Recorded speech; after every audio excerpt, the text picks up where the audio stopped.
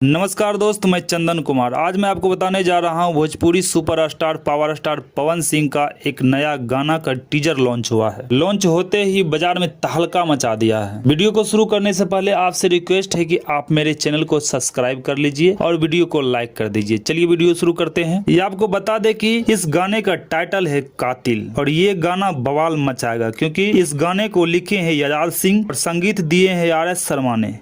इस गाने को गाए हैं सुपरस्टार सिंगर पवन सिंह और शिल्पी राज ने। इस गाने को डायरेक्ट किए हैं जीतू भोजपुरिया ने और इस गाने के टीजर को एक नंबर भोजपुरिया चैनल से लॉन्च किया गया है। आप जाके देख सकते हैं, बहुत माइंड ब्लोइंग टीजर है। टीजर से ही पता चलता है कि गाना कितना दमदार होने वाला है। इसको 18 मई यानी कि कल ही रिलीज किया जा रहा है।